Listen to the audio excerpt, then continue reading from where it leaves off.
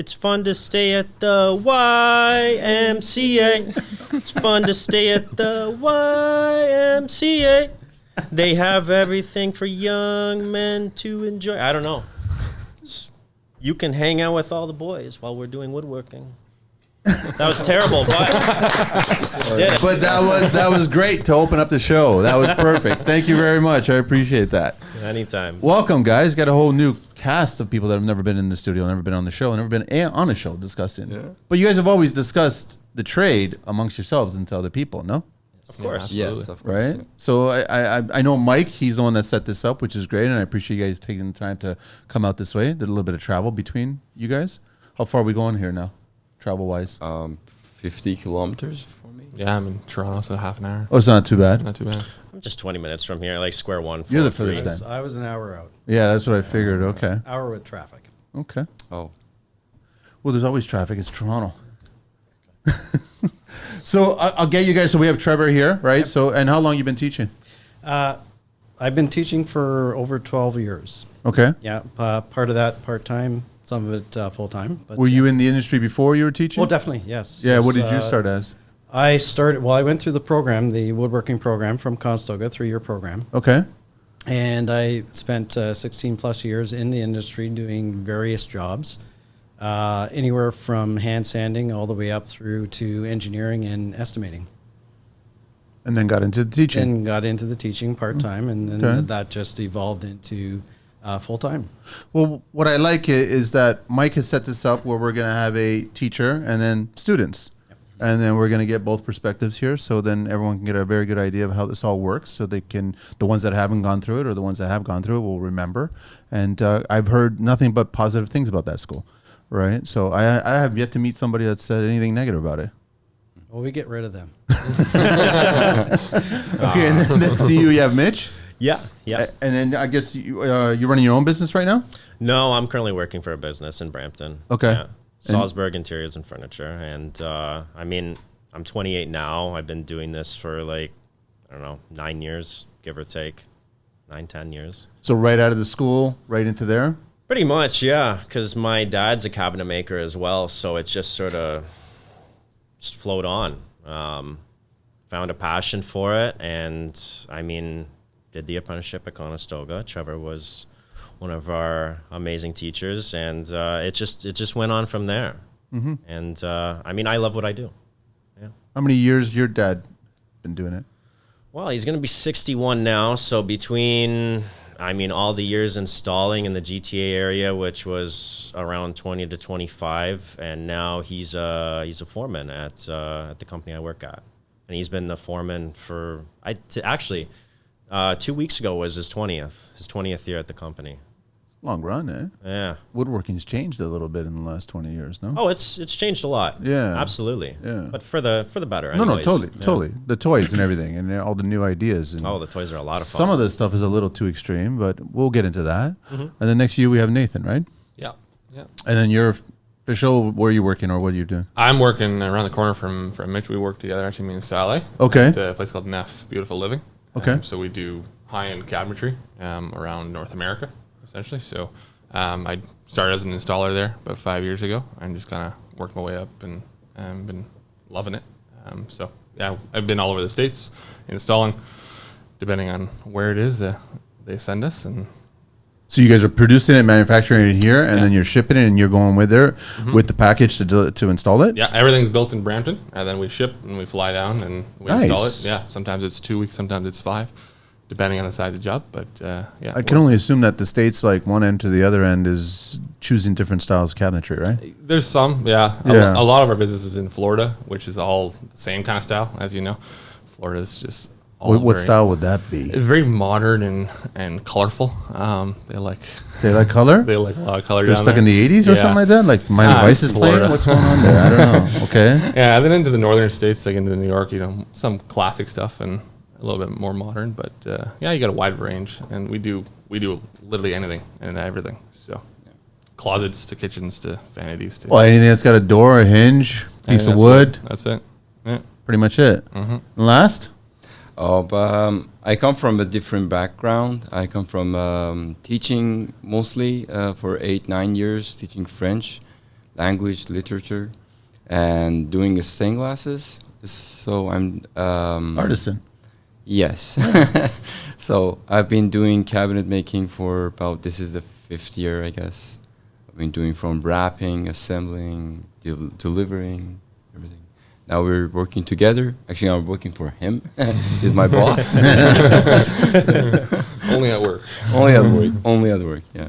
That was very cool. Yeah. And then, okay, but you also went through the school as well, too. Yes. Everybody. Okay. Everybody. Yeah. All right, let me just share. So I guess, Mitch, yours is it's Bozzy Boots Yeah, it's on Bozzy IG. Boots. Bozzy Boots, Yeah, sorry. yeah. Bozzy Boots, BOZZYB00TS. Yes, correct. And then Nathan, yours is, Nathan Banks 95 That's it. on IG. And then Saleh Yes. is it's SALEHZAKK.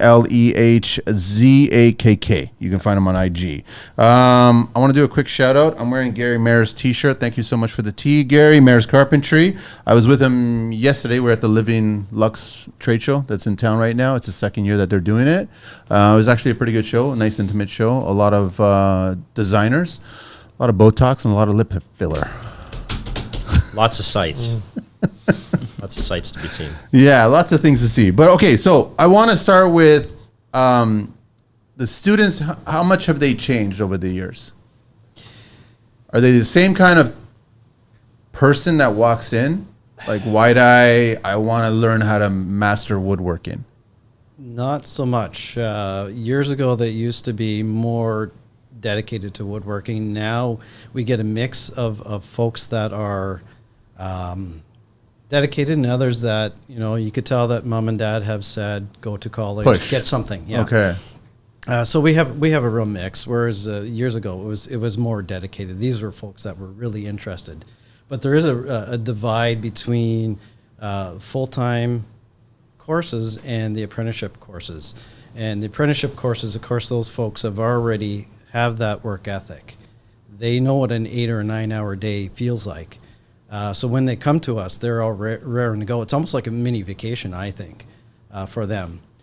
So they're a little more dedicated to trying to understand as much as they can when they get to us.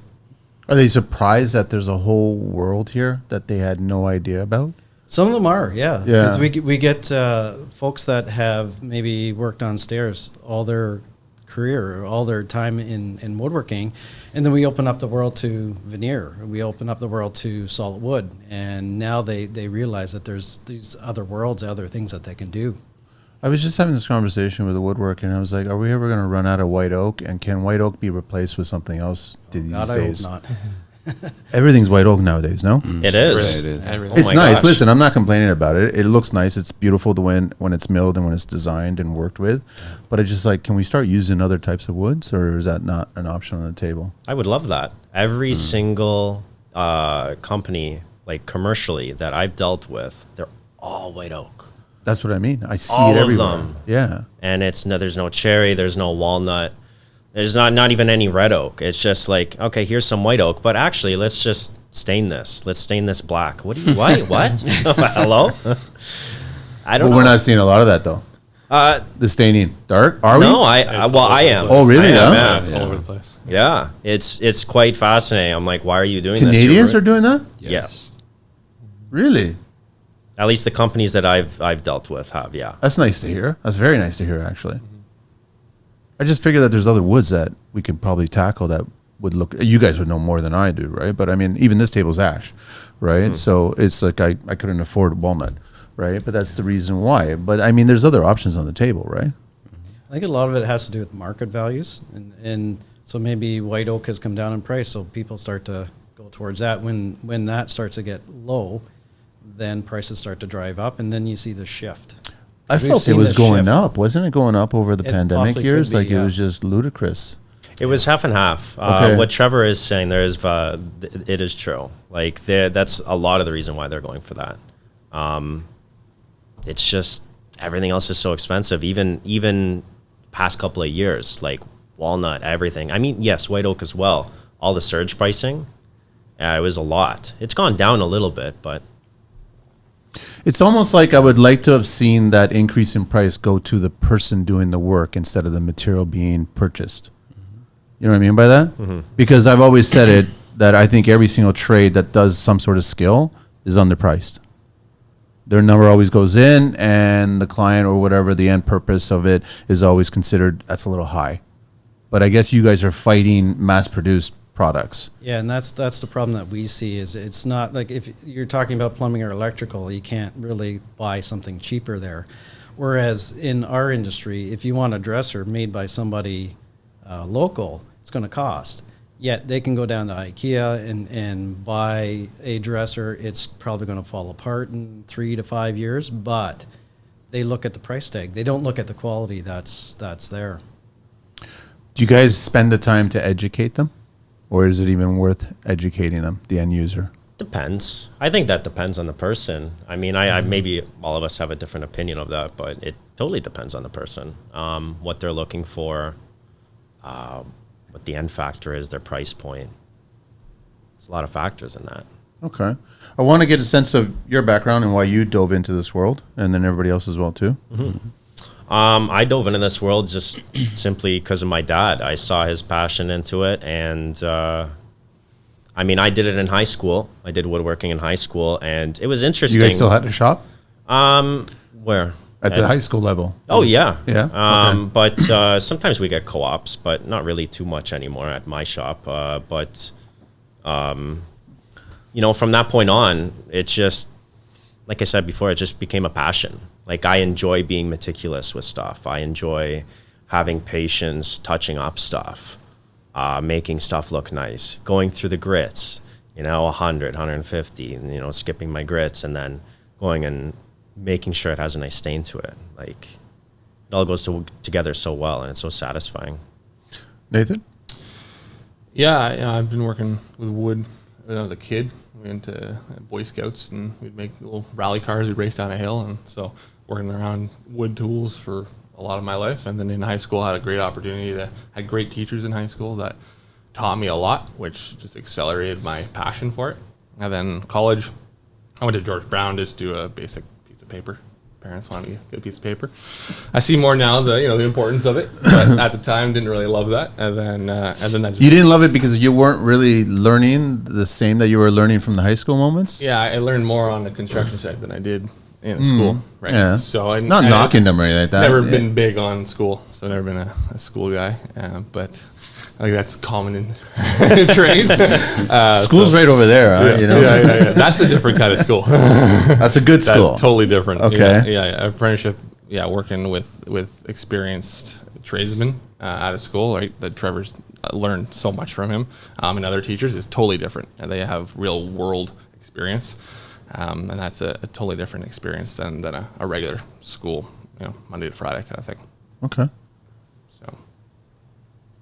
Okay, for me, it was just a job working in a cabinet making At firm. first? At first. It was just a job. That's Just how you a walked job. in there? Yes, but then I applied for apprenticeship. But when I went to the college, like a new world opened up to me. Like, oh, there's a lot I can do. So yeah, that was it for me. I was familiar with job sites, construction sites. I used to make huge stained glass domes, but I never imagined myself working with wood At all? At that moment there? at that moment there. So when was it that you saw the light, like it kind of just opened up and realized that I could actually make a career out of wood, working with wood? Well, I was working with glasses, with paint, with lead, right? So I had all the material I needed. Yeah. Yeah, but I never thought that I can actually make something out of wood for my job. Okay. Yeah. And was it co-workers of yours that kind of gave you some insight into it, or was it the teaching staff kind of thing, or was it like Teachers, actually. Yeah? Yeah, teachers. Okay. In Conestoga, I found that there's a lot to learn in this trade. So I started my journey in cabinet making, yeah. I want to just get right through it. You guys Okay. share what tool brand you guys are committed to. I'm curious. DeWalt all the way. Okay. All right. Listen, DeWalt there's is no best tool. You don't have to be ashamed or anything like that. No, it's just everybody's got their tool brand. I'm just curious on who shaped and I don't even know what Conestoga is using. Like, We have a variety. That's what I assume. It's probably a variety, right? Yeah. Yeah. So it's whatever we can get. We don't have one brand. Because one brand doesn't have everything that's perfect for every. True. That's true. And we try to show these folks different things. Yes. So, And then we're talking about hand and power, right? That's right. So it's like two different lines there, right? Correct. So you're all yellow. You're diehard yellow. Yeah, I'm just curious. Why was it yellow? Who taught you that to be yellow? I started working with a guy that loved DeWalt and had a full truck. Of And that's DeWalt, where it and rubbed that's off, where right? It rubbed off. That's yeah. it. Yeah. And then yours? DeWalt for sure. DeWalt, Bridget, and Festool. Mitch? Oh, only Festool, everything Festool. Okay. No, I'm joking. All Milwaukee. You're Milwaukee. Deep pocket. I like Milwaukee. Yeah, it's very convenient. You're rare. You know that, huh? Yeah. In this trade, in this skill set, you're a little red. Like red is rare. No? Am I wrong? Well, I mean, sometimes there's a little rigid drill somewhere here and there, but I am a fan of Milwaukee, yeah. Okay. Yeah. Me, I like Makita. You like Nikita? Oh yeah, for the hand drills. What's your background? Really? Well, do you want to go back? Yeah, Okay. of course. Well, I got theories that I always share. Like there's Okay. something happens, like you said, you were working for somebody and it rubs off, but also Right. Makita generally comes from a European connection. There's a Kevin Bacon European thing going on, right? That's how, I bet you if you share your story, I'm going to find Kevin. You know what I mean? Well, the background to that is my dad was an electrician, and he always used Makita. So I kind of felt the tool and understood the tool and kind of stuck with me. It just made sense, right? It made sense, yeah. What's the family heritage? Newfie. Okay. Yeah. Ah, so you're rare as well too, eh? You're throwing off my game now. Okay, no, because usually a lot of Eastern European guys and girls, they're the Makita boys and girls, right? So DeWalt is mostly a North American thing. You'll get a lot of carpenters that are diehard that way. You get going with Milwaukee, it's more like you either know a lot of HVAC or plumbers that are kind of rubbing off that way, right? No, I like the small drills. Like just for, like, let's say I'm putting like drawer fronts on or something like that. Sometimes it's a really small drawer and then all of a sudden you can't really fit like a rigid or a DeWalt drill in there. I mean, it's very dependent, right? Yeah. But I also like the durability of Milwaukee. That's just me. They're all good. That's what I've always Absolutely. said. They're all good. Listen, they have failures, they have successes. They're all, and it's whatever tool is going to work for you for the scope that you need to do. Simple as that. It could be whatever color. So there's no hatred towards any of them on my end. That's what it is. But I'd love for you to share the process of someone coming into the school and what to expect and the length of it and what each year kind of teaches that person. And then if you guys can kind of connect that as well too. So when you guys first showed up there, was it nerve-wracking, that kind of mentality, or was it like, I'm in, throw me in, put me in, coach, I want to learn? Yes. You know, so if you want to start, Trevor? Yeah, so the process is, of course, the folks will show up, and they're all quiet at the very first week or so until they start to become comfortable with each other. But Are they trying to figure out who's who or what the skill level of each person is? there's a little bit of that, and they're trying not to overstep as well. But it's funny because I joke around with these folks that when they come in, they are used to a shop environment that's probably in January is when we start the intake for level 1. And so it's a January shop that is maybe not heated to the level that our classrooms will be. And then I take them into the smallest room in the probably the college and close the door, have the heat belting out. They sit there while I drone on about math. And so, of course, I see the head bobs and stuff like that. So it's a little bit of a change for them at first until they start to realize that, oh, yeah, okay, we've got to get the jumbo coffee for Trevor's math class. Then it rolls into these folks start to mesh, which I really love to see because now they start to help each other out. And there's that peer-to-peer learning. So the first couple of weeks tends to be a little kind of quiet until we get that camaraderie going, and then it starts to really roll. That's when the learning really starts to happen.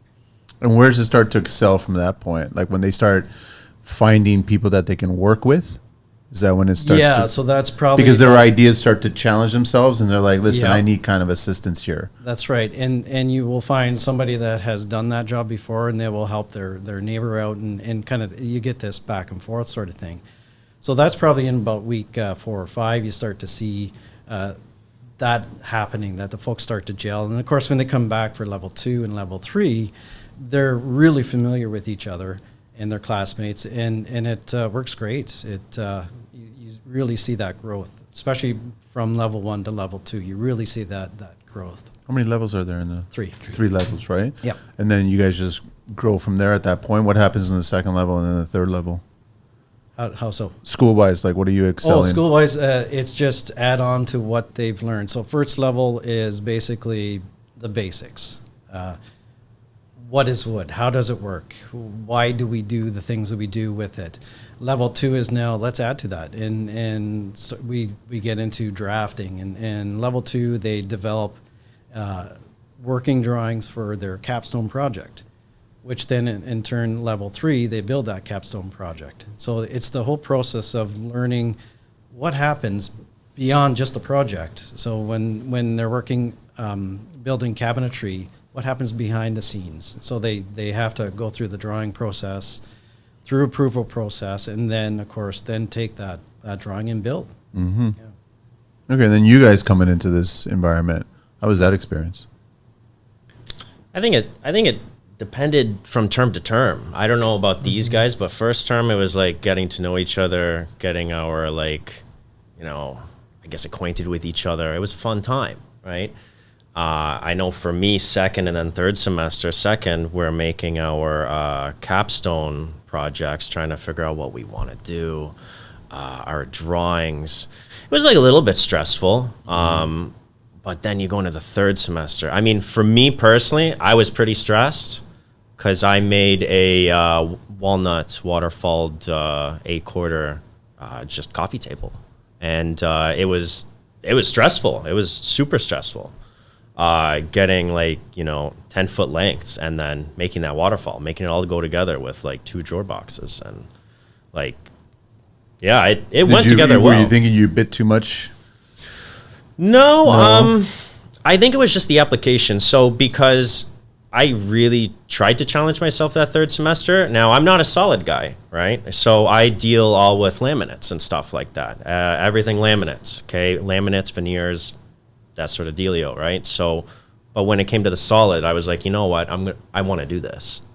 So that's what I went with. It was out of my element to an extent. I knew what to do, and I had planned it, and checked with the teachers, checked with my classmates. Is this should I do it this way? La la la, and then made that plan, went for it. Turned out really good. I was happy with the end product, but I know that my third semester was pretty stressful. Mm. Yeah. And you guys?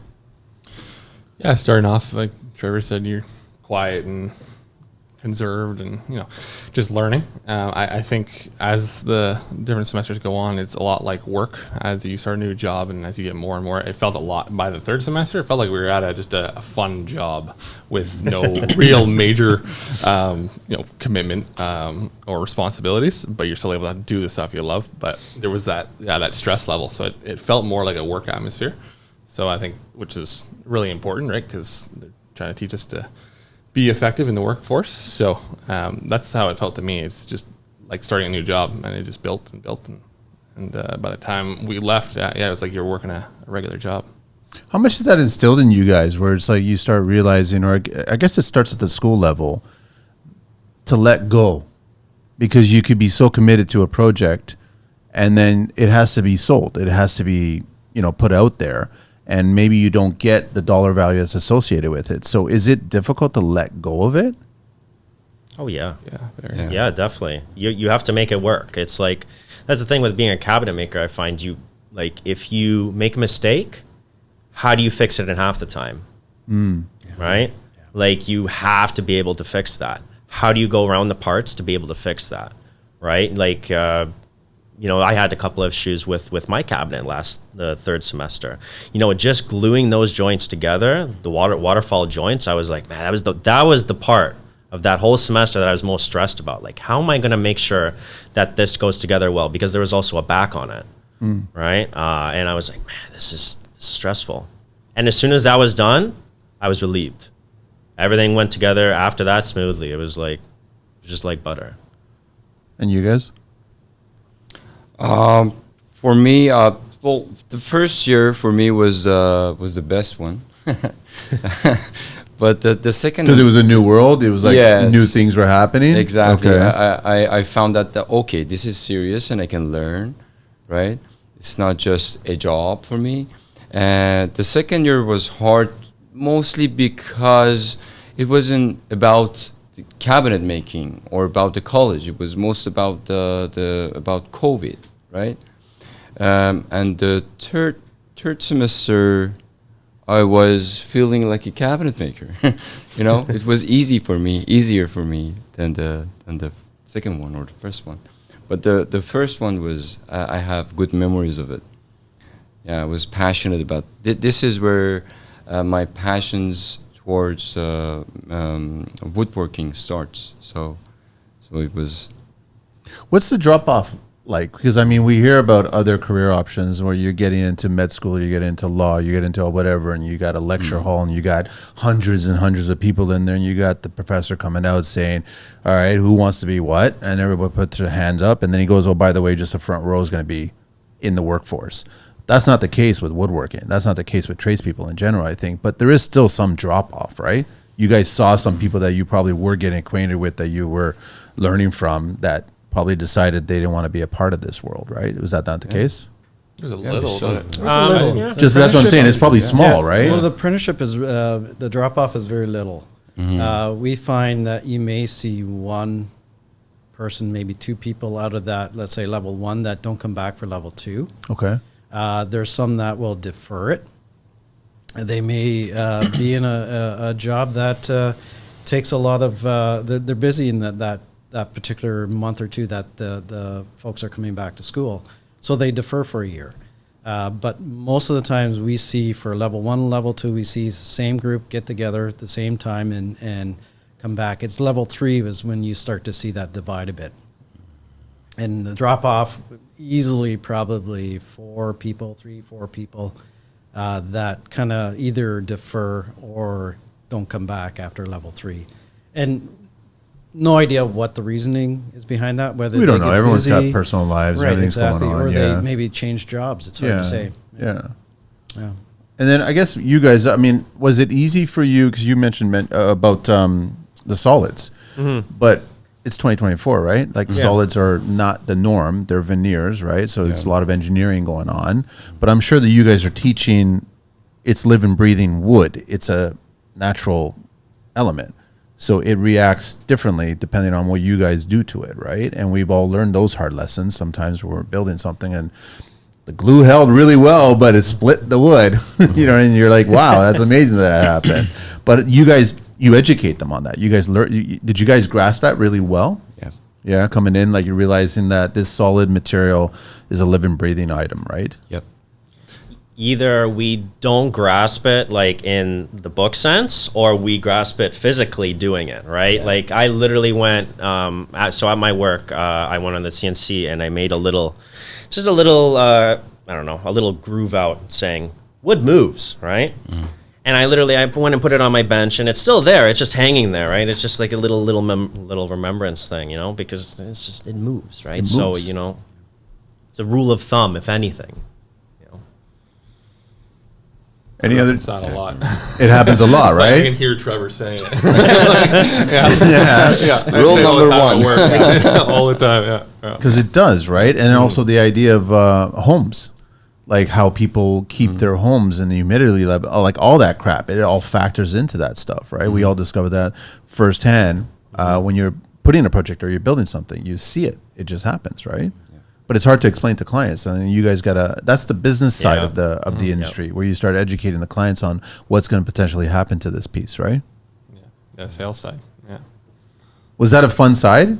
it's not a fun side. no, But they don't it- get it's it. Sometimes it's They don't get great. it. Sometimes it depends on the client. Right? Is it because Sometimes you're so wrapped around the skill that you don't really want to embrace the business side of it? I've always said to everybody that comes into construction, there's still a business component, and if not, it's not a 50-50. I don't want to treat it as a 50-50. You should learn that it's probably going to be skewed a little more on the business side. That's where I was going with about letting go of the piece. You know, like we've all built certain things, and we're like, okay, I want to sell it now, but you're not getting the price that you thought you should get it, but eventually you have to let it go. But that's the business side of you coming in as a salesperson, and you guys are obviously shedding some light on that too when they're coming in. Like, it can be a hobby, but this is primarily a business. Yeah, so you got to know when you are done working on that piece and it's time to ship it or give it to the customer, sort of thing. Bubble wrap it and ship it. Yeah. Get it out there, right? That's just how, and then pray that it showed up. Well, Hopefully. Hopefully. That's a hard thing to learn, though, is letting that go. Takes time. Yeah. how do you think you can get to it faster? Or is it something that you can teach? You can't. You got to experience it, right? You kind of have to experience it. Yeah, that's how I totally see it. Yeah. How good are you guys in also the classes of today understanding the history of woodworking? Are you guys respectful of where woodworking came from? Because it's nice to have all the tools, and you know, you've got those rock and rollers that are out there just like, I'm going to buy the arsenal of tools, which is going to make me look like a woodworker. I'd rather you be a woodworker and then eventually buy these arsenal of tools, right? Mm. So are you guys respectful of the history, where things came from, how things were done, all that stuff? It was a hard time back then. I mean, like, it wasn't actually until a couple of days ago that I was learning about all these old tools. There's no reason for it. I was just browsing, right? And I was like, why? Like, there's so many old tools that, comparison to now, it's just so much easier to now. And like, if anything, I'm thankful for. Mm-hmm. It was a lot more physically demanding. Of course, I mean, it still is now, mind you, okay? But it was a lot more rigorous before. Yeah, I can't imagine cutting veneer by hand. Or even like I remember seeing that there was a hand-powered shaper. Okay, I never knew that. Maybe you've heard of it, Trevor. Like, there was a shaper that you could actually have with two hands, and people can go around with this shaper and just do whatever they wanted with it. By hand? By hand. It's like a two-handed shaper. And I was looking at pictures of this. I'm like, OSHA would not be happy about this. No. Yeah. They would not be happy. Dangerous if you just like veer off or a tiny bit. Oh, yeah. I like just all of a sudden kick back. Well, you don't have a stomach anymore. Mm. But that's exactly how I looked in the pictures. But back then, it is what it is. That's how it was, right? Yeah. So what are you going to do? Yeah, I feel like there's some tools that have been developed for the worse and some that have been developed for the better. Like, there's a lot of tools that I respect and still try to use when I can that are just work better. There's no point in what comes to mind right now? Like, what do you... hand planers, any hand joinery, using chisels. I mean, like, doing dovetails on a machine is great, but the the work and the authenticity of a hand done dovetail drawer is so much nicer. It just, right? So if you appreciate the quality of that, then I think that's where you can appreciate the. I think part of that too is that you need to understand how to do it with the hand tools to be able to get good at doing it with machines. Yes, absolutely. Got to know the process. It's lengthy, but it's just a feels good thing afterwards. You do dovetails by hand. It's time consuming, but it feels good. I mean, it's a feels good thing after. But I just get the sense that today's kids, they don't want to take the time to understand the process of that past. Depends on the person. Yeah, right? totally it is. But I'm just trying to. It's an overall blanket, but I'm just getting the sense that they want to get to third level. Let's say I feel that they want to get there, and it's not just woodworking. I think it's all trades. Immediate results. Yeah, like they really want to get to the top, and it's like I'll always pick a fight where it's like they want to enter at the midpoint or top instead of start at the bottom. Yeah, where it's like you want to learn the little lessons from the beginning. There's even the focus for high-tech stuff as well, which we teach as well. But the high-tech, again, if you don't understand the principles behind how a chisel cuts through a piece of wood, then you can't really understand why that machine is doing something better one way and not the other, sort of thing. So there has to be that understanding, that basic understanding. Has the shop sounds changed because a lot of CNCs going on, a lot of that? Like, it's a different kind of hum, you know what I mean? Yeah. Yeah. Versus the older way of doing things. I think myself, it's changed for the better because we're dealing with different heads now. So just CNC machines apart, planing, jointing, any of those machines, we used to have straight knives, and they make a lot of noise.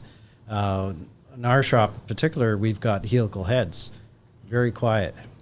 So the noise, I think, has dropped down. Now, the CNCs, yeah, they do add a little bit of noise to it, but we're doing different things with it to kind of compensate for that.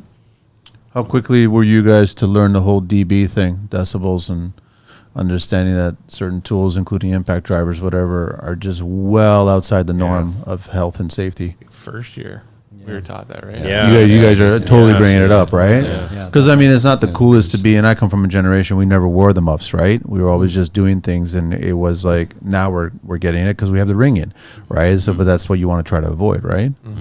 And same with the machines, they're the same thing too. They're getting loud, but it's just like, it's not that much effort to put cans on Yeah. and then communicate with people that way, right? Absolutely. Yeah. I think like a lot of it is like a lot of people now, they have just headphones on. Like let's say you're working in an actual shop, right? You have some type of, not noise canceling headphones, but at least some that, you know, will lower the sound. Reduce, yeah. And that's actually nice. You know, you can do woodworking and have a podcast on, you know, like sometimes whatever, listen to you know, like. Yeah, no, that's what I'm hearing, right? That's the good thing about it. But as long as you're not distracted with a joke or two or something, and then you do something wrong. Don't be on a shaper or something and all of a sudden listening to a podcast. Oh my God, he said that. And then now you're handless. You know. I want to ask you guys: is there loyalty to glue? Is there loyalty to oils? Like type of glue or type of oil? Yeah. I've had guys come in here and they're like, there's loyalty to certain glues and there's just hatred towards other glues. And I just like, listen, whatever works for you. Yeah.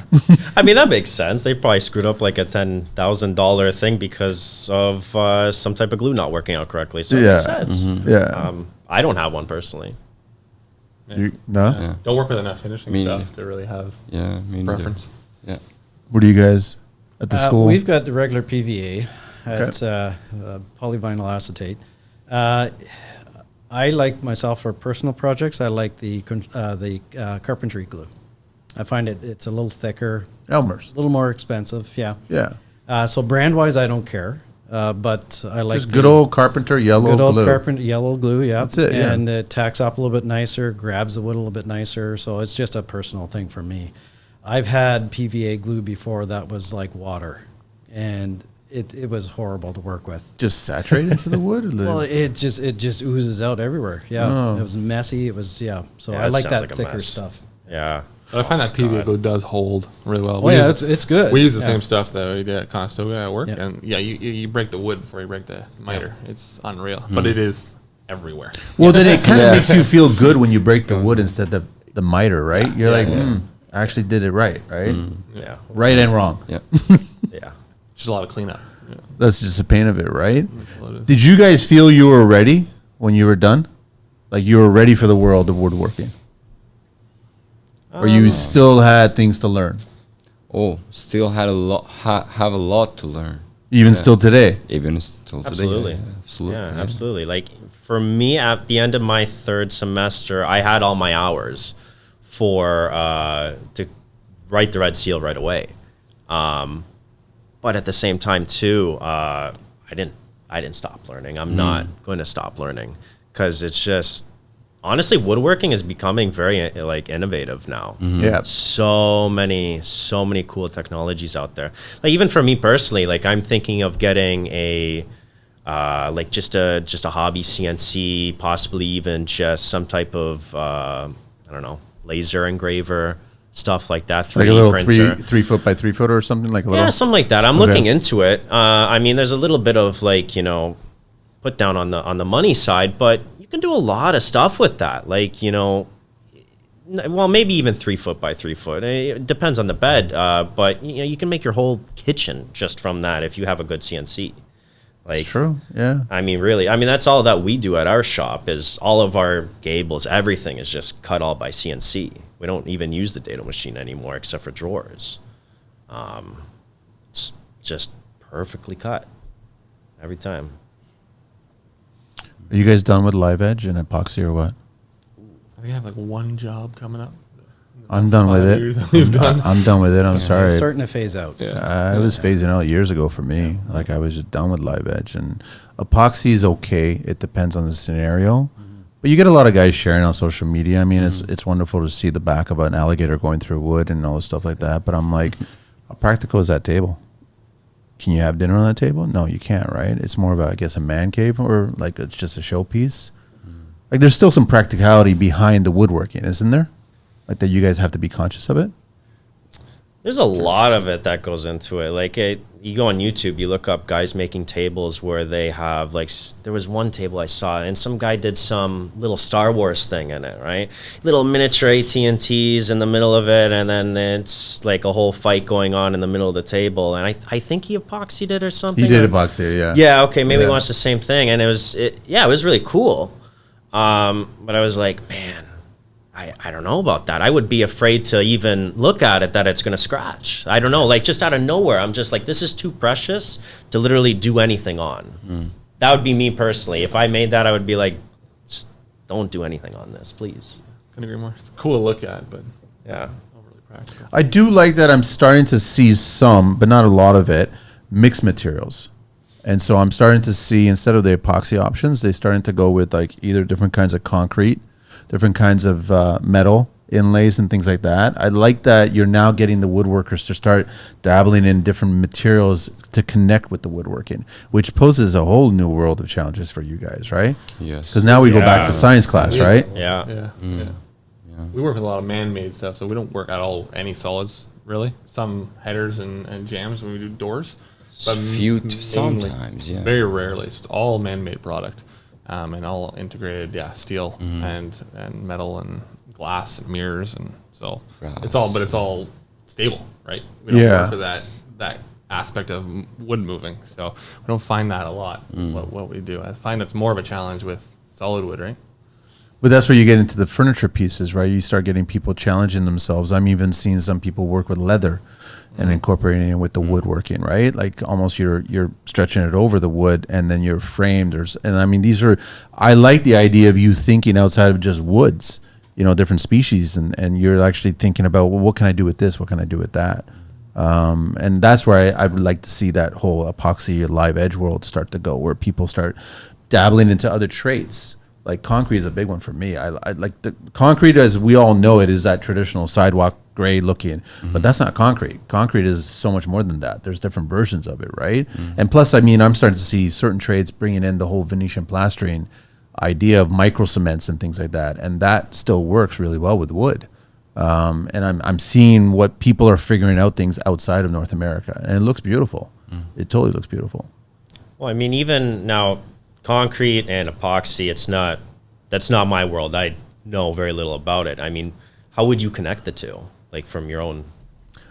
That's where science class comes back in. where That'd you be a start lot of figuring- fun. That'd be cool. It'd be interesting to see. very I'm cool. sure there's going to be a mistake or two in the very beginning, and then you Have try to to be. figure out. Yeah. And now you're pulling out a surface grinder to take care of the concrete part, and you're bringing out a sander to take care of the wood part, and then the two shall never meet. You know what I mean? Otherwise, you're going to get some marks on either side, right? But that's always a challenging way to do things. Is that like the creativity? Have you seen some surprising things as students come in and? Yeah, I was just messing around with this last weekend kind of idea. The capstone projects that we see come through are evolving. You see, it started off years ago that it was just boxes, and your average furniture and that sort of thing. What we've seen is that it's now shifting in terms of style, as well as products like that. They're introducing epoxy, they're introducing glass, they're introducing different things like stone. We had one student many years ago that actually took pencil crayons and glued them all together and sliced them so you saw the ends, and used that like a veneer. Yeah, so that's cool. These ideas are kind of starting to come up and change how we kind of approach things, how we do things. So that in itself brought up some new challenges and things like that, but really it's really expanding away from just straight wood and here's a dresser or here's a nightstand into more creative ideas. Are there some pieces that you guys have seen other people from around the world or on social or just job sites that you've looked at and go, damn, that's actually kind of nice? There's a guy out of Europe that does that veneer bending. Oh, yes, the French guy. Yeah, it's unbelievable. Veneer bending? Yeah, he does Yeah. like a lot of, like, layers veneer, and then he bends it in really obscure shapes, and it's incredible. To create what? Like just art pieces? Just art pieces, wood sculpture art pieces, yeah. No, It's- some practical tables too. It's Shelves, really cool. yeah. Yeah. How There's thick some- are the veneers that he's laminating together? You probably got no more than 12 mil. Yeah, I'd say. yeah. I guess it 5'8". Yeah, 5. Yeah. Maybe. And he's 5. shaping it which way? He's got jigs that he's set up and... Yeah, I guess he doesn't get into a lot of how he does Yeah. it much. Just You just see the more of end product. End product. Yeah. He doesn't want to give a secret out. Well, that's the thing about you guys, which is, and I totally respect that, is like you should just show 50% of it. And then the person who's following or paying attention, let them figure out a different path on the other 50%. That's how I think it should be. That's the fun part. Yeah. You gotta see how you think you would want to. Where do it. you would take the Yeah. ending of this story. Simple as that, right? And then this is how I started it. How would you end it? And then someone else is going to do the exact same thing. That's what you want to see. And when you get new students coming in Yeah, here, reverse engineer it. yeah, there's if no you reason can. to give you A to Z, and all of a sudden, no, Yeah. but there's no fun in that. There's got to be that exploration of how to Yeah. solve these things. Yeah, if there's a steady diet of here's how you should do it, then there won't be that learning. There won't be that kind of that thinking that happens to figure out how to make that particular piece. Do you guys tackle stereotomy at the school? Stereotomy. Yeah, stereotomy. Oh, you don't? Oh, Joinery and hand carving. No, you guys don't really tackle that, eh? We've had a few in the studio. We do joinery, but your basic joinery. That's what the level 1 starts off with, your basic joinery. But carving, no. As much as I'd love to see it in. It's like rafter pointing and beam and Oh, okay. mortise and tenon, like No. larger scale. Everything's all hand drawn on a 2D and then is developed on a 3D on a, here's a piece of wood and you get a one shot at it kind of thing. Yeah, we don't do that. Yeah. No. ooh, I would have loved to learn that though. be That kinda would. cool. Yeah. Yeah. Well, there's I a would few take that guys that are class. online that do it. They have some courses and it's just like I've had 3 or 4 of them in the studio and we talked about it quite a bit. And they brought some things that are not in the studio right now. But I mean, like, yeah, actually he brought these things here that it was showing some of his joinery that he did just in traditional stuff. But it was just more about the rafters and Yeah. just how they figure out how to There's carve it. Japanese joinery that kind of fits right into Yeah. That kind of which stuff. would be really cool. Yeah. Sashimono, they call it. Yeah. Yeah. Yeah. So it's like, it's very challenging stuff. No right? nails, no glue, no screws. Well, in all fairness, we had the teacher in here and he was saying that there are some nails, there are some glue that's like, they make it seem, they romanticize it. Okay. Like yeah. it's just wood. It's just wood just meets together, and I don't know. There's some fasteners There's some, there. yeah, There has to should be be something somewhere or else. another. There has to be because it's. I was watching a video on that the other day. They're really cool. They're really cool. Yeah. Do you guys have a favorite species wood that you go to? I know we started the show earlier and we're talking about white oak quite a bit, but is there any exotic woods that you guys like to work with? Myself personally, I like rosewood, but I Rosewood, can't yeah. work with it because I'm allergic to it. Oh, I knew a guy who was there's allergic this- to cedar, and I was like, really? well, there goes all the deck and fencing business. Yeah, All right. yeah. Hmm. Yeah, rosewood is a beautiful wood. It's What is it dense. in the wood that's making you allergic? The oils. Ah. so- Yeah, and of course the family that it comes from is very large, so I can't really work with anything that falls within that family. But it's At a least- beautiful grain. It's a beautiful It's color. a beautiful grain, beautiful color. Yeah. It's a beautiful wood to shape, to work with. Yeah.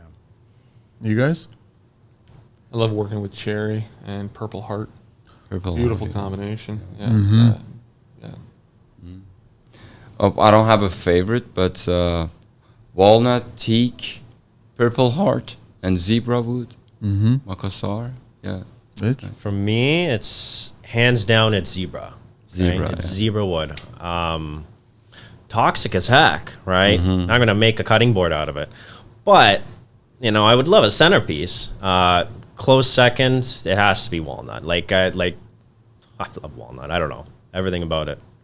It's staining. It's just beautiful looking. Just yeah. Yeah. I would love to see it more.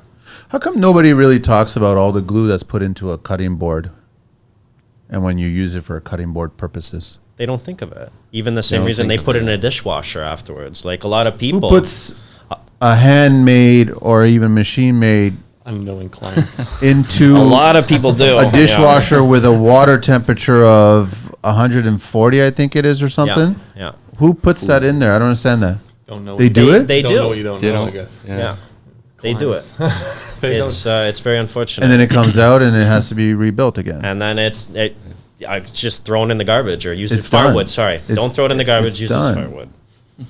I just never understood that you're always doing these chopping and then it's got all this glue. And I love some of the artists that are out there and they're just intricate patterns. But then when I see the stages and it's just like glue, glue, glue, glue, glue. And then I'm like, that's a lot of glue. And I'm like, I hope the glue tastes good. Yeah. I feel like glue's come a long way, right? There's a lot of eco-friendly and There is, health-friendly, yeah. more friendly glue than there was in the past. Like the animal glue. Yeah. Well, then again, when we were kids in elementary school, we used to like eat the glue off of our projects. Yeah, right? Elmer's. Elmer's, right? So it was totally edible. Well, we were all we have a twitch now and then. That's about it. But That's normal. It's okay. is there any project that you guys haven't tackled yet that you want to? It's been on the drawing board. Something that has just escaped you. I guess time or. Me, capped dovetails, hand cut dovetails. I've seen it done. Haven't done it myself. Quite interesting. It's if you were to cut a regular hand cut dovetail, then you cut a matching piece that kind of is parallel to it, contrasting wood. So you could do a maple and walnut sort of thing. Then you recut the dovetail. So you cut that end off and you recut it, and what it ends up looking like is a hand cut dovetail with a border about 1/8 of an inch around it. That's a different I know color. what you're talking about, yeah. And then you cut that into the matching piece to make your box or what have you. A lot of accuracy involved, but I haven't had the time to kind of play around with it just yet. Gentlemen, anything? Nothing off the top of my head. Lots. I don't think they want to tackle, but nothing. I want one specific thing, I think, yeah.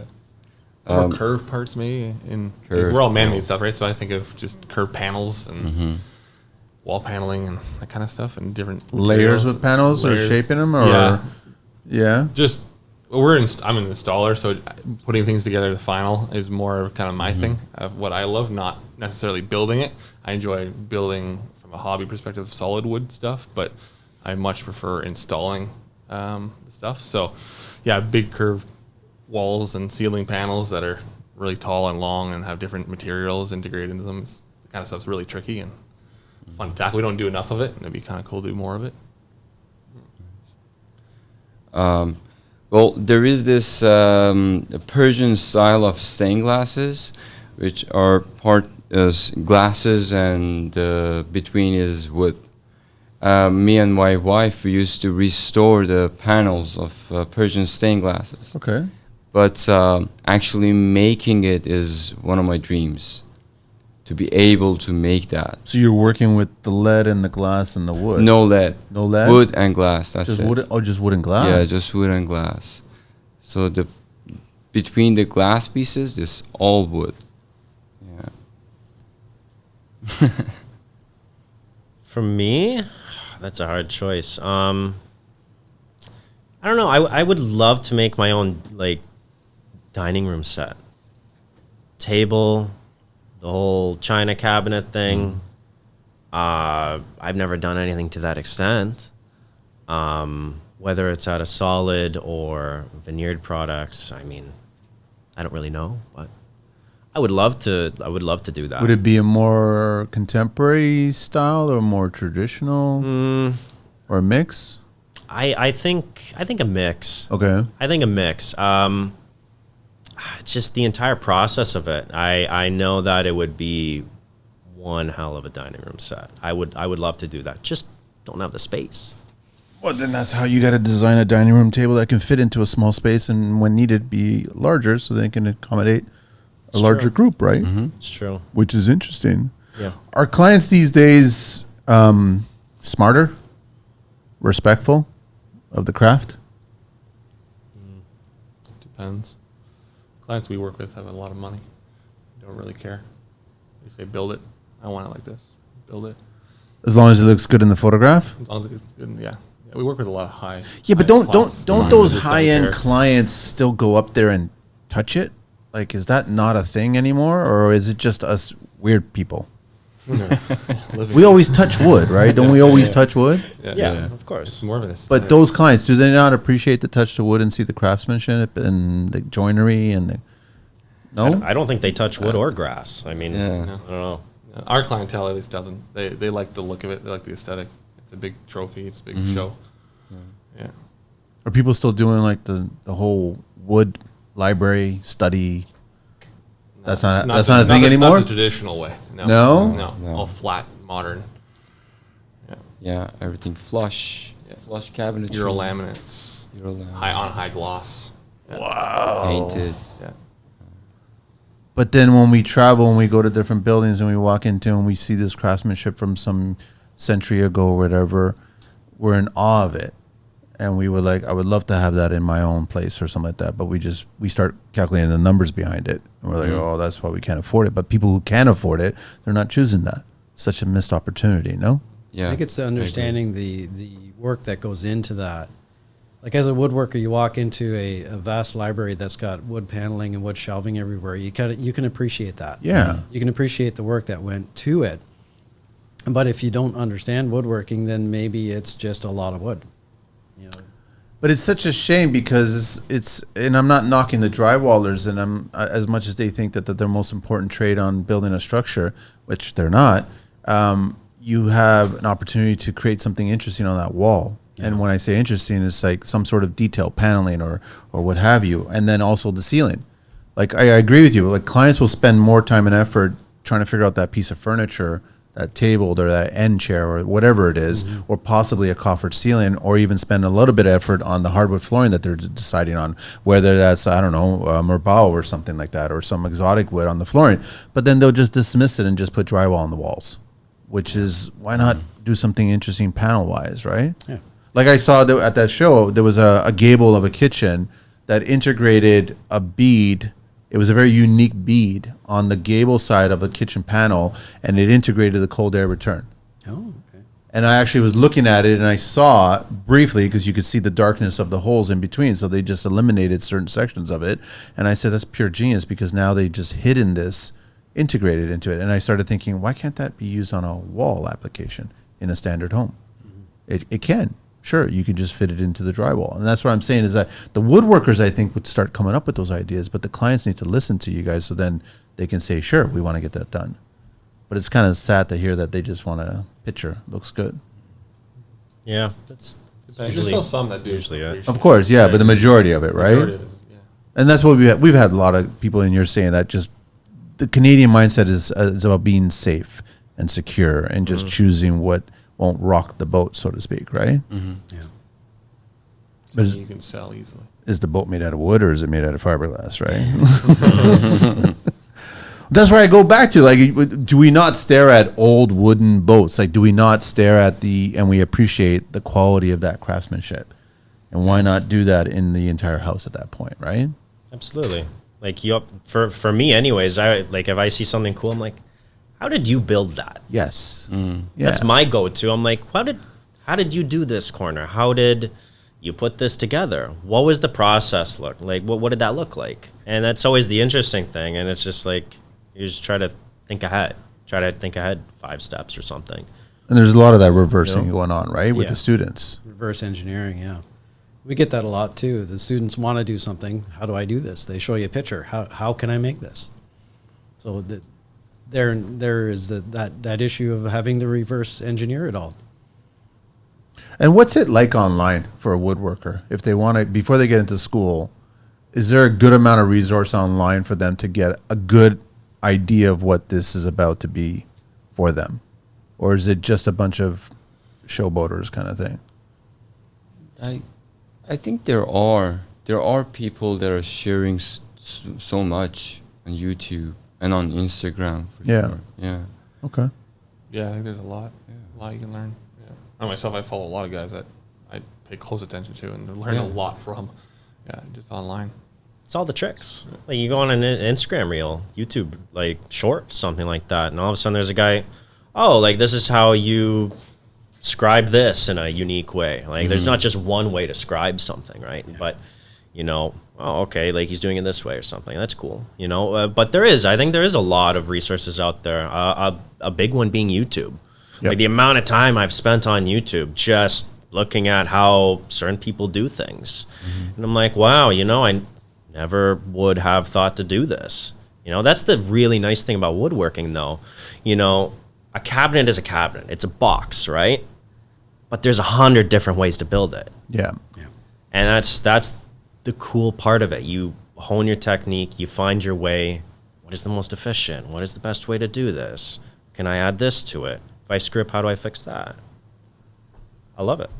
There's an inherent danger with YouTube as well, for the sheer fact that us as woodworkers, we know what's dangerous and what's not dangerous. Oh, yes. Oh, God. I see a lot of stuff on YouTube where somebody's got the blade cranked all the way up to the highest spot, and they're pushing a half-inch piece between the fence and the blade with their hands, you know, and no guard in sight. So, you know, the four of us here would look at that and say, okay, yeah, we're not going to do that.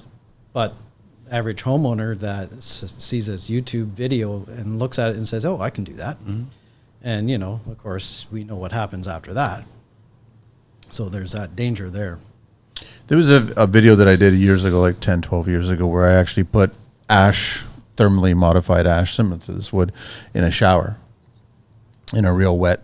I made it all waterproof, and it was just an idea that I had, and it worked really well. And then it was a bathroom that was so tall, it was like 12 feet tall. So then I created a curve on it to just make it look shorter. And it ended up being, the wood continued on the ceiling. And then I remember a homeowner reaching out to me going, that's a very cool idea. I think I'm going to try that this weekend. I'm like, just good luck. That's how all I wrote. It's just good luck. It's not for a DIYer, right? That's where I just get such a little bit of hatred. Like you said, yeah, they'll see these videos thinking that the DIYer can tackle this week. And they're even just ignoring level 1, which is just safety. And you start understanding tools bite. And they bite hard if you're not doing things properly, right? Oh, yeah. Like even, for example, right, the other week, so on Reddit, okay, the woodworking subreddit, okay, that's a big one, okay, and, you know, obviously I'm sub to that, and sometimes I'm going through there, and I'm like, looking at these pictures of people, and they're like, oh, I'm cutting a certain thing this way. Now, mind you, they're checking if this is safe or not, which is great.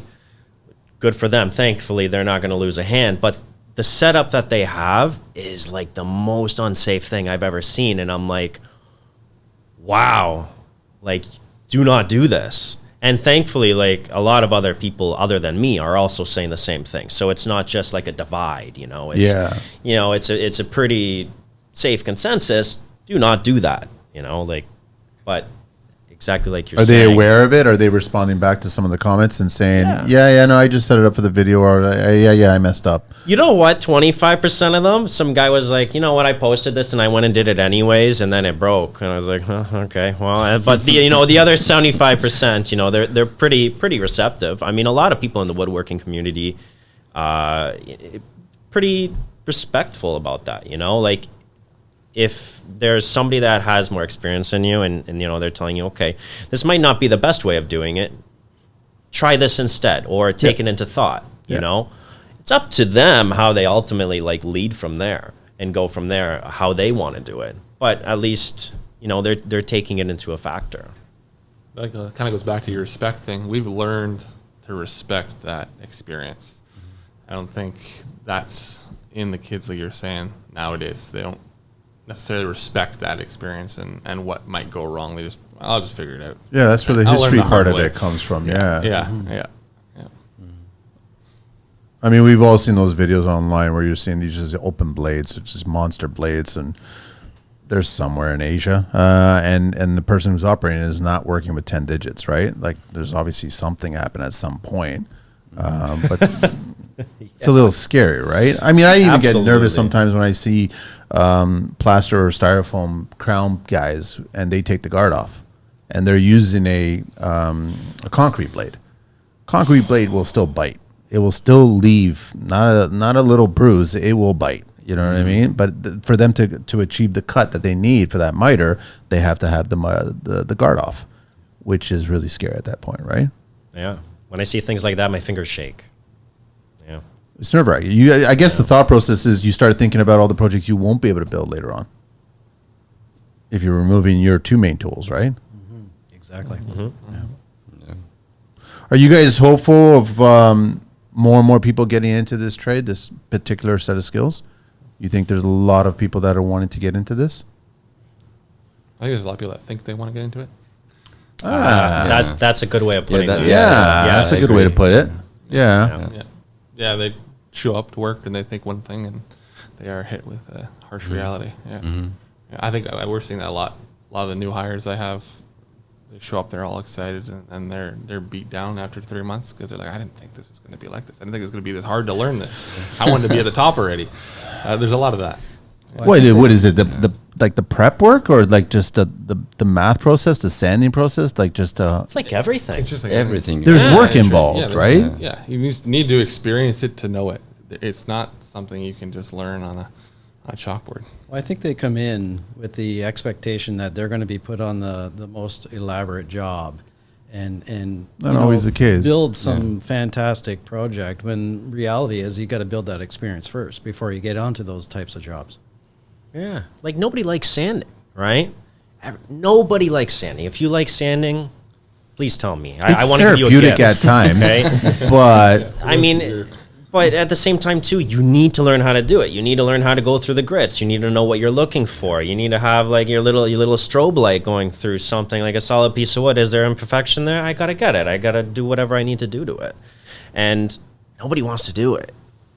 It's very hard to find like just people that want to go through the entire woodworking experience and are willing to go through the sanding portion. Or any of that grunt type stuff. Well, yeah. But do they It's not like? yeah. Do you guys not show the two samples? Like, do you not show them the finished product of something that was properly done through all the stages? Yeah. And then show them something else that was not properly done, and understanding, going back to we touch and feel stuff, and they don't get it. They don't clue in at that moment that But it say takes yes, I get it. at that point, right? Yeah. But but they might say yes, they might not do it. Right? It's just yeah, okay, I understand. Let me go. Like let me. Yeah. I think it's the process. impatience and Yeah, it's patience. want to be up top. Do they have a mindset where the new tools are kind of teaching them a little bit that they don't have to go through all the stages? Like, this is a better tool, so then I don't have to go through all the grits, or I could cheat. You cheat, you get caught because I'll feel it.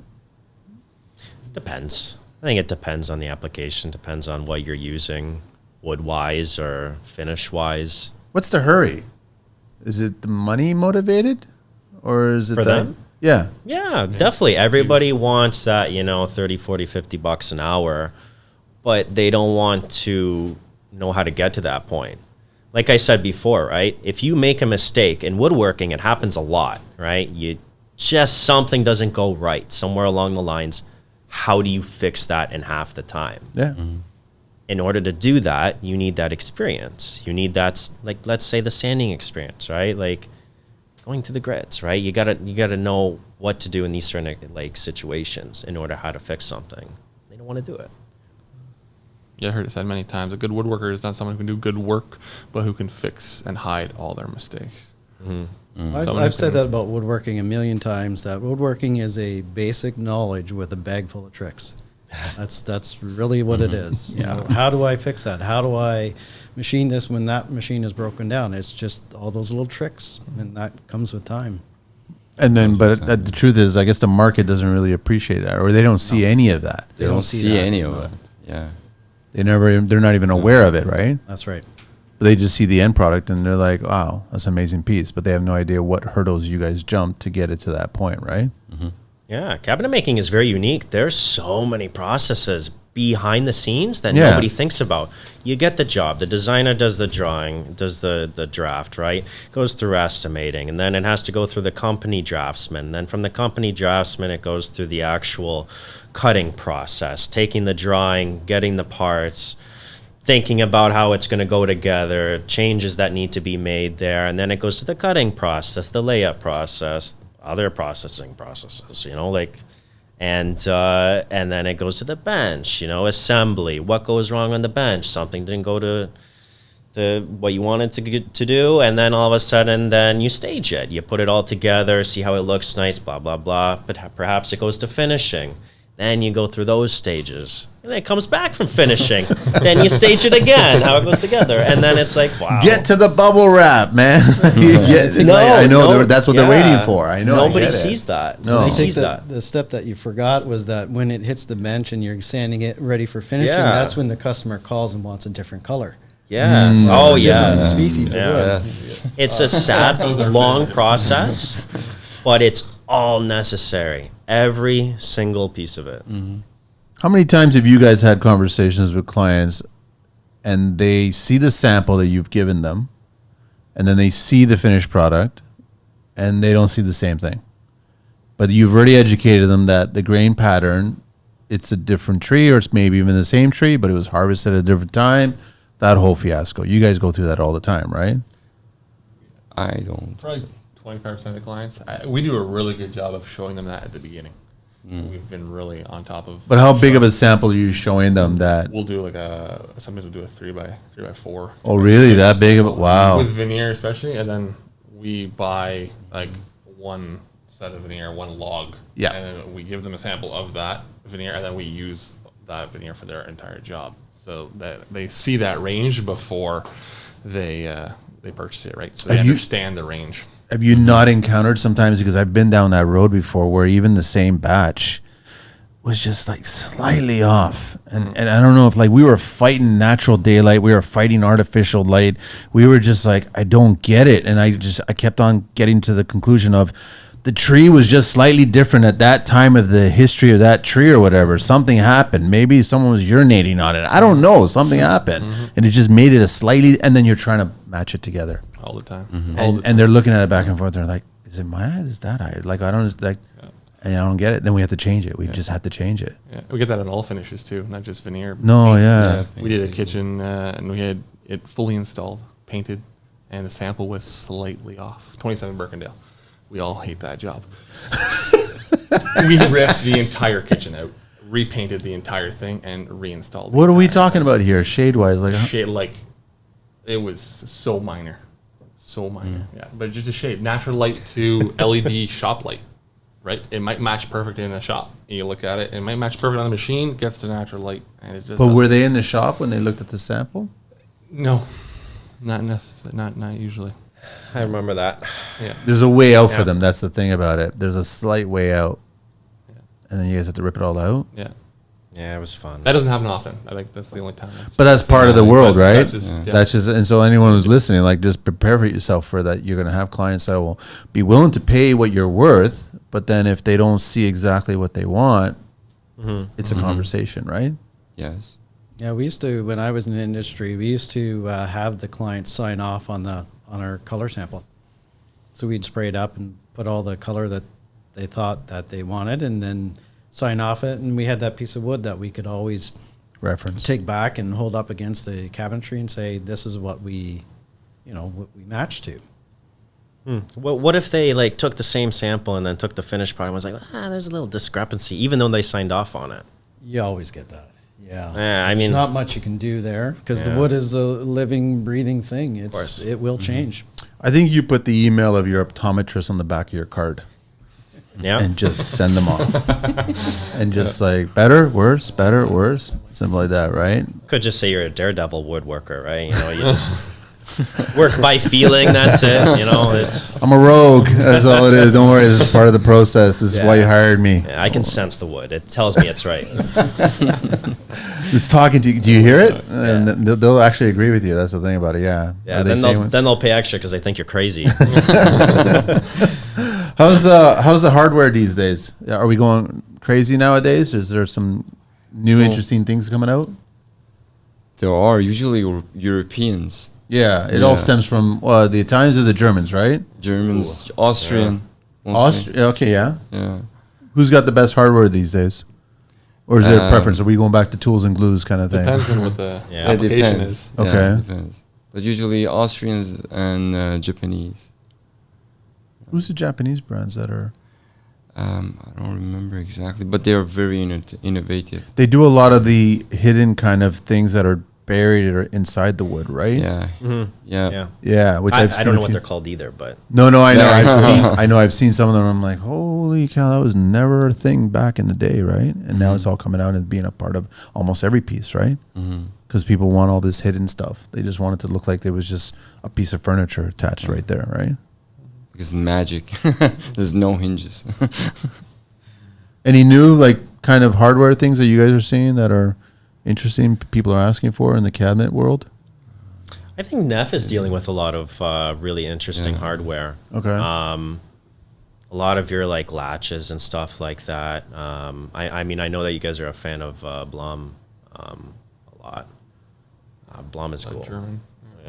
Yeah. A lot of hidden stuff, like hidden pocket doors and things that retract, big doors that retract and open softly and effortlessly. A lot of that stuff. Yeah. Yeah. Yeah, it's all soft now, right? All soft. It's like all a got to be standard. hidden Soft and ones, soft. It's Yeah. the standard, yeah. Yeah, If it's not Yes, soft, yeah, we don't put it use right. it. Are the clients getting on the whole? I know that a few years ago the train was all about the mechanisms, the motorized, Turbo drive. and I was like, you guys, this is stupid. That's I a was- terrible idea. It's Oh, a terrible I love idea. it. You love them. I love them. Oh, yeah. You lose space in the back of the carcass of the drawer, and then it's a pain in the ass to service them if they ever go down, and then it makes your world a nightmare for the electrician to have to put this all together. We do 12-foot tall kitchens, so they're pretty helpful when you got cabinetry up that high. and Yeah, bring that- stuff down.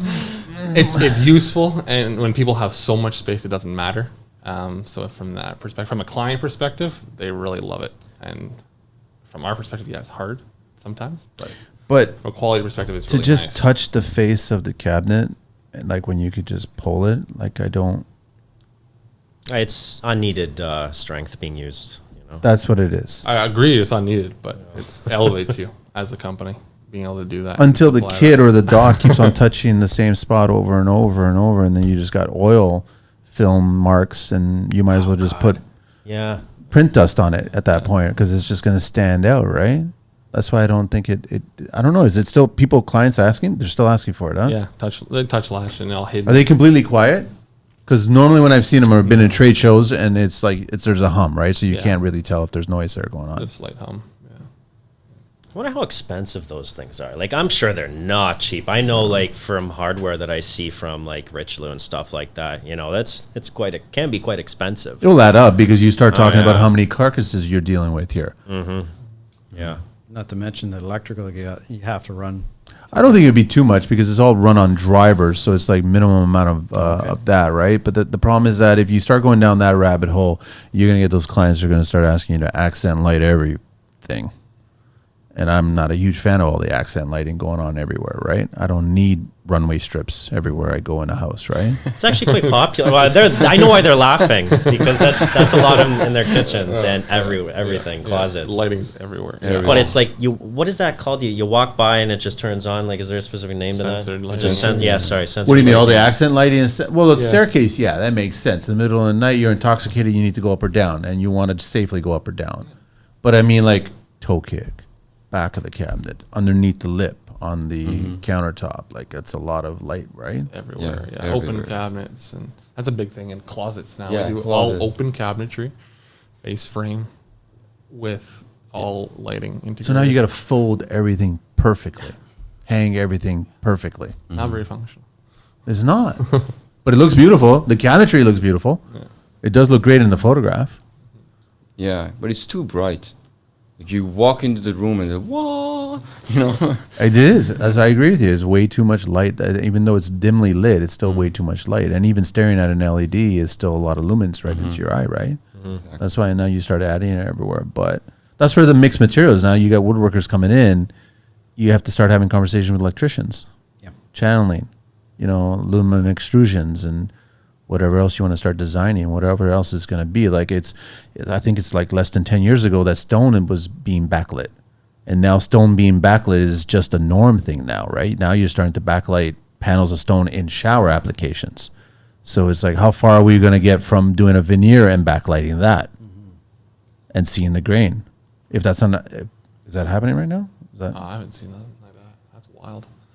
Not really. That's a wild concept. Do that. If you got a veneer and it's 2 mil or something like that, and you put light behind it, that same panel LED, you're gonna see the grains. you're going to see a pattern there. It's almost going to be like taking frosted material and putting a tree branch or something behind it. You're going to see a pattern of some sort that is slightly recognizable. I can see someone. That's going to be hard to do, because how will the finish react to that? Like something like now, like the lumen will have to be probably 5 times the amount, because you need to penetrate the light going through. Yeah. But we've all seen that where you've taken certain woods and lights are darks or whatever, and you had like a flashlight. It will go through. So I'm pretty sure someone's doing it right now. Is it going to be good? I don't know. I don't know if it'd be good. I don't think so. I'm not a fan of the backlit stones. Yeah, I'm not a fan of it. Yeah. Right? It's Accent pieces is nice, maybe. yes. But everywhere is not like a full island waterfall and then full light. I'm not a fan of it. Right? It's just more of the showing off thing. There's certain rooms, in my opinion, are supposed to be functional, right? Practical, purpose wise, right? So I just wanted to get your thoughts on that one, man.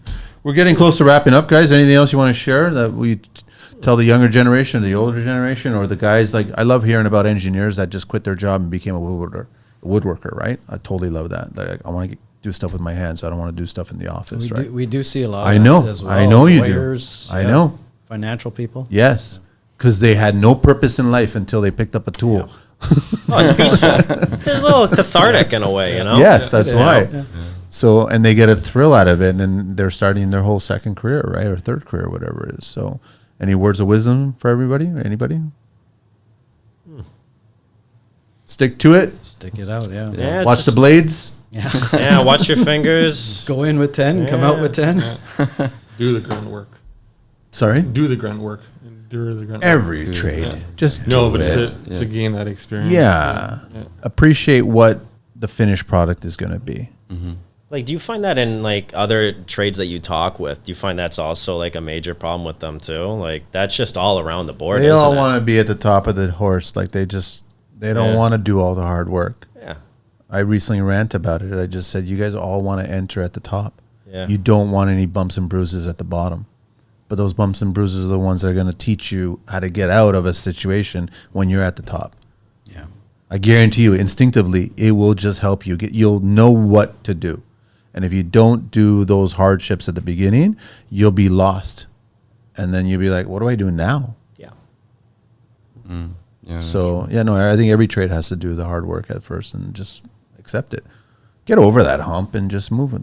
The bull towards the storm kind of mentality, And I right? think part of that too is that in that kind of work environment, to understand those folks that have the experience and zip the lip and listen to what they're saying, because they've got that experience. They probably have done that issue or that problem, and they now know how to correct it. Yeah. So yeah.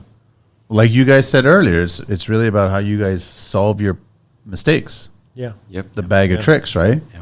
So you need to learn those mistakes first. Yeah, for sure. Yeah. Even for the unexperienced woodworkers or apprentices that are just getting out there, don't go and buy a Festool drill right off the bat. Take your time. Don't But it makes them feel like they know how to use the tool if they buy it, right? Yeah.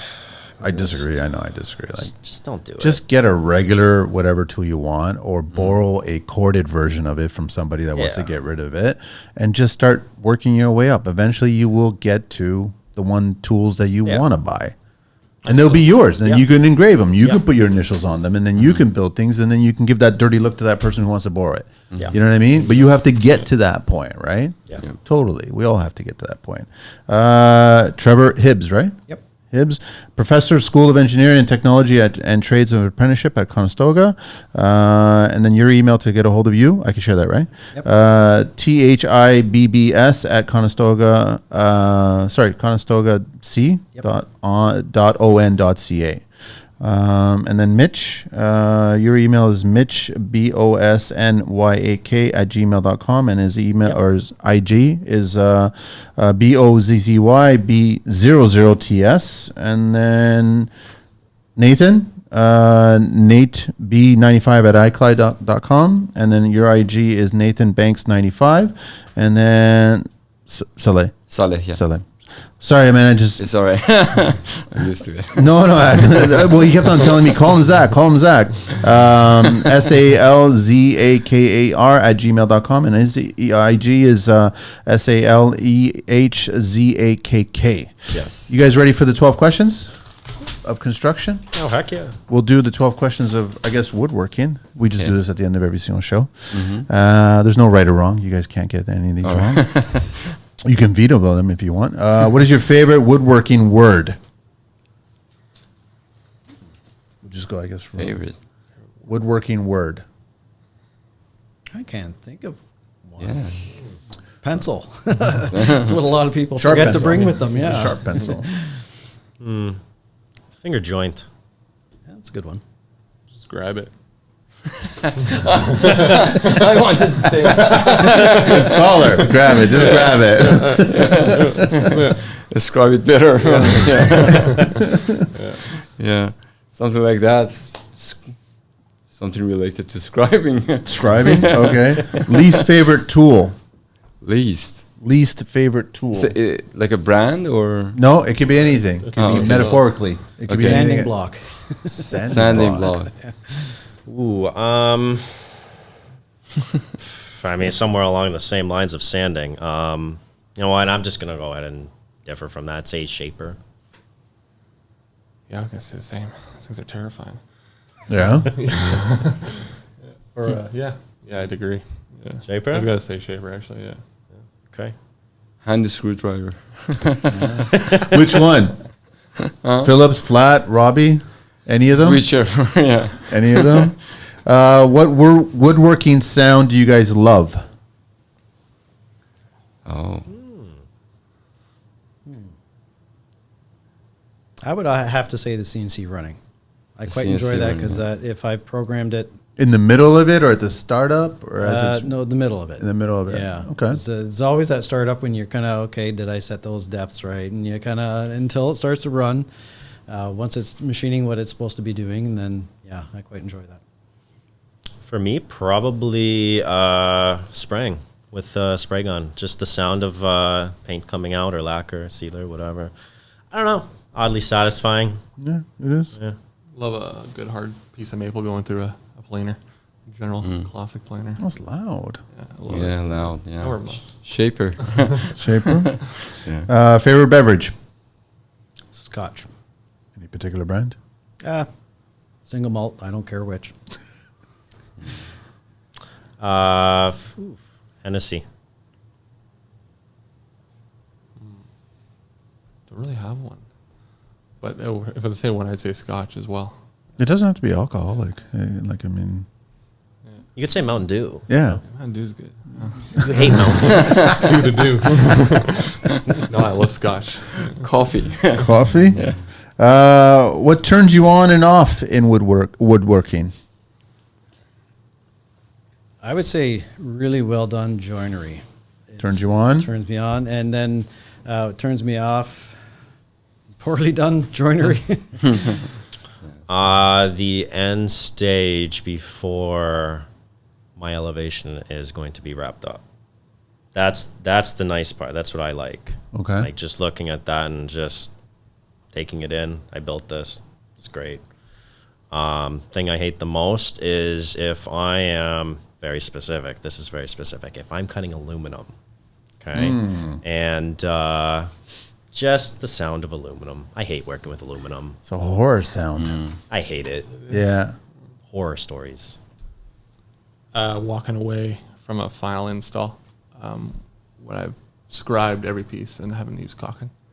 That is the best feeling. And least favorite is looking at a design or a drawing that can't be built from a designer that doesn't know how things go together. Yeah. That never happens. Only 99% of the time. Especially the ones that have never been on the site, Yeah. seen the site conditions. Yeah. Yeah. For me, a very awkward room, like, Shape? yeah, like the wall is not straight. Oh, plumbing level you're talking. Yes, Oh, plumbing level. That's like filler room. yeah. That for me is no. Okay, so that's the off, but what's the on?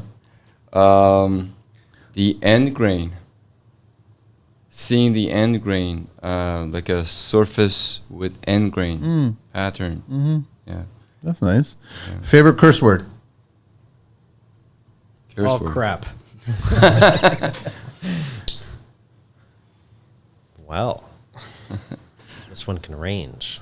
This one can Depending on the range. task. Well, you know, tradesmen, we have a lot of different words. All right, you know what? I'm going to go very simple. The one that starts with F and ends with K. Damn it. Damn it. Are you mental? Let's some ponder. Favorite vehicle? Any mode of transportation?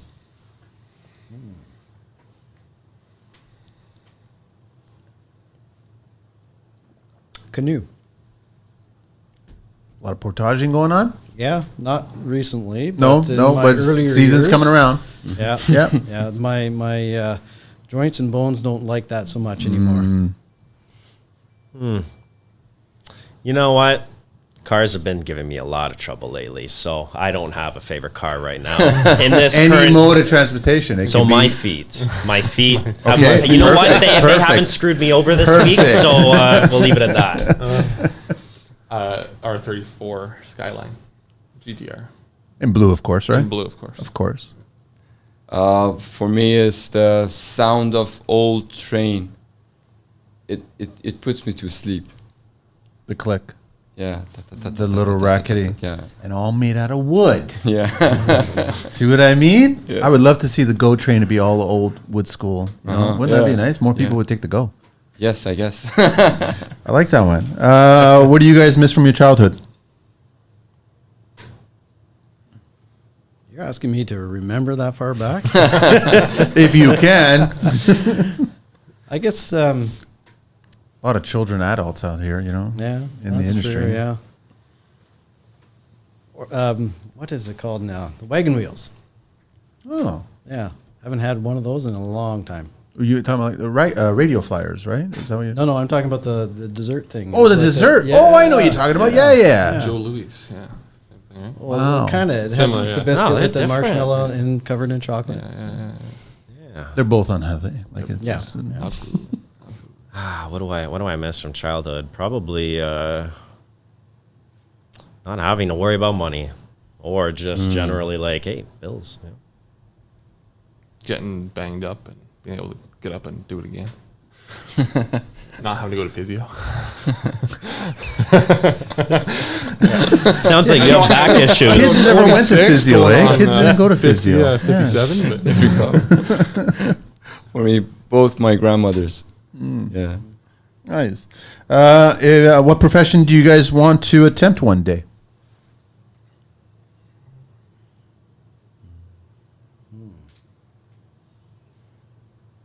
Maybe we're all just already living the dream. Could be. That could be. Could be. That's an option. I'm quite happy where I am. That's totally, that's totally fine. Yeah, I honestly, I think I'm quite happy where I am. I want to delve more into the business side of it. I want to try to figure that out a lot more. And yeah, It's important. yeah, absolutely. Yeah. Absolutely. I tell the kids all the time, man, practice that. The skills are second nature to you guys. You guys will build that really fast, but the business side, you won't build it as fast. Yeah, I'd agree. I love doing this from the get-go and just Awesome. get better and, yeah, be an owner or be someone that has something that they call their own in this industry would be amazing. Yeah. For me, learning more about it and combining different material, like glass and wood, leather and wood, right? Nice. What profession do you guys never want to do? I would say ditch digging. Down in the mud. Calluses. Yeah. As soon as you said that, instantly I knew right away. Drywalling. Dry- I'm okay. I'm good. I'm okay. Residential electrical.